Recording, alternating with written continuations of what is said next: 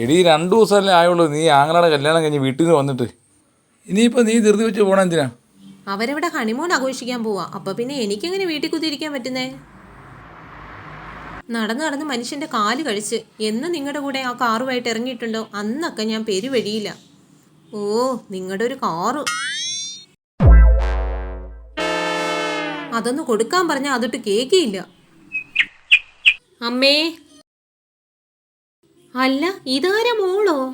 ഈ വാതിലൊക്കെ തുറന്നിട്ടിട്ട് അമ്മ ഇതന്നെ അടുക്കുവാ. ഇതെന്താടി ഒരു മുന്നറിയിപ്പില്ലാതെ വന്നേ? ഒന്ന് വിളിച്ചു പറഞ്ഞിട്ട് വന്നുകൂടായിരുന്നോ? അതെന്താ അമ്മേ, എനിക്കിങ്ങോട്ട് വന്നുകൂടെ? ഇത് എൻ്റെയും കൂടെ വീടല്ലേ. അതല്ലടി, 2 ദിവസമല്ലേ ആയുള്ളൂ നീ ഇങ്ങോട്ട് പോയിട്ട്. പിള്ളേരെ കൊണ്ടുവന്നില്ലേ? പിള്ളേരെ സ്കൂളിൽ വിട്ട്. വാ മോനെ ഇരിക്ക്.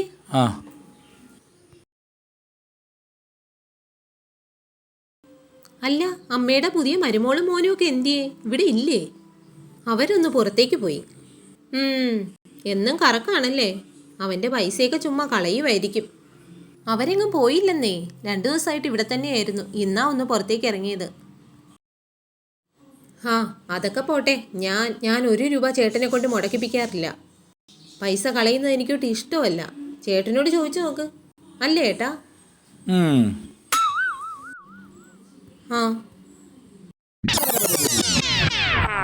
കല്യാണത്തിന് മുമ്പ് എന്നെ എവിടെയൊക്കെ കൊണ്ടുപോകാന്നാ പറഞ്ഞത്? നമ്മുടെ കല്യാണത്തിൻ്റെ തലേദിവസം വരെ ഞാൻ അതൊക്കെ സ്വപ്നം കണ്ടു കിടക്കുമായിരുന്നു. കല്യാണം കഴിഞ്ഞ് 1 മാസം ആയപ്പോഴേ പ്രഗ്നൻ്റ് ആയി. പിന്നത്തെ ഹണിമൂൺ മൊത്തം ഹോസ്പിറ്റലിലായിരുന്നു. എന്നാ പിന്നെ ഇപ്പൊ പോവാന്ന് പറഞ്ഞാലോ? നിങ്ങൾക്കൊട്ട് സമയവും ഇല്ല, കൈ കാശും ഇല്ല. എൻ്റെ അമ്മോ, എന്ത് തള്ളാണ്. എന്നാ ഞാൻ ഇറങ്ങിയാ പോവാ. എന്താ മോനെ പെട്ടെന്ന് പോണേ? ചായ കുടിച്ചിട്ട് പോവാ. അമ്മ ചായ എടുത്തിട്ട് വരാം. വേണ്ട.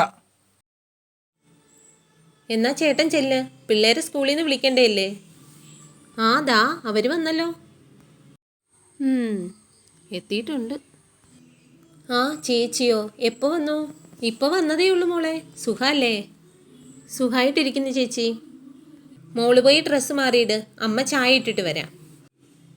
അമ്മേ. അമ്മ തലേ കയറ്റി വെച്ചിരിക്കുവോ? നിങ്ങളിതെവിടെ പോയിരുന്നോ? ഞാൻ ആ ട്രാവൽ ഏജൻസി വരെ ഒന്ന് പോയതാ. പുറത്തേക്കുള്ള ടിക്കറ്റ് നോക്കാൻ പോയതാ, ഹണിമൂണിന് പോകാൻ.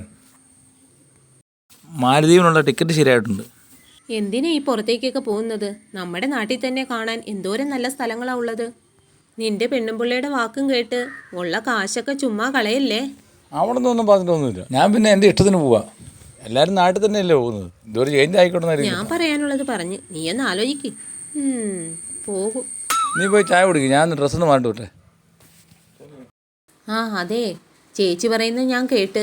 ചേച്ചിയുടെ വാക്കും കേട്ട് നിങ്ങളെങ്ങാനും ഹണിമൂൺ ട്രിപ്പ് എങ്ങാനും മുടക്കിയാലുണ്ടല്ലോ. നീ അതൊന്നും ടെൻഷൻ അടിക്കേണ്ട കാര്യമൊന്നുമില്ല. നമ്മൾ പോകാനുള്ളത് നമ്മൾ പോവും. പോരെ? അത് മതി, അല്ലെങ്കിൽ കാണിച്ചു തരാം. ഈ സാരിയൊന്ന് മാറിയിട്ട് അമ്മയോടൊന്ന് പറഞ്ഞു നോക്കാം.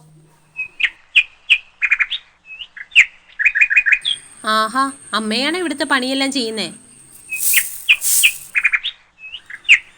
എടി, ഞാനതിന് കുറച്ച് രാവിലത്തെ പണിയൊക്കെ മാത്രമേ ചെയ്യാറുള്ളൂ. അത് കഴിഞ്ഞ് അവൾ ഏറ്റു കഴിഞ്ഞാൽ അവൾ ബാക്കി എല്ലാ പണിയും ചെയ്യും. അപ്പം അമ്മയുടെ മരുമകൾ ഇതുവരെ ഏറ്റില്ലല്ലേ? അമ്മേ, ഇന്നലെ ഞാൻ പറഞ്ഞ കാര്യം അവനോട് സംസാരിച്ചോ? നീ എന്തൊക്കെയാ ഈ പറയുന്നേ? ഞാനെന്തിനാ അവരുടെ കാര്യത്തിലേക്ക് ഇടപെടുന്നേ? അവർ കല്യാണം കഴിച്ചവരല്ലേ. എവിടെ പോകണം, എന്തിനു പോകണം, എങ്ങനെ പോകണം എന്നൊക്കെ അവരല്ലേ തീരുമാനിക്കുന്നേ. ആ കാര്യത്തിലൊക്കെ ഞാൻ എന്തിനാ ഇടപെടുന്നേ? അമ്മ ഇടപെട്ടെന്ന് ഓർത്തെന്താ? അമ്മയ്ക്ക് അത് പറയാനുള്ള അവകാശം ഉണ്ടല്ലോ. ഞാനൊന്നും പറയത്തൊന്നുമില്ല. ഇവിടെ എന്താ ഡിസ്കഷൻ? നീ കൂടുതലൊന്നും പറയണ്ട. ഞങ്ങൾ പോകാൻ തീരുമാനിച്ചാൽ ഞങ്ങൾ പോവുക തന്നെ ചെയ്യും, കേട്ടോ? അല്ല, നീ എന്നാ പോണേ?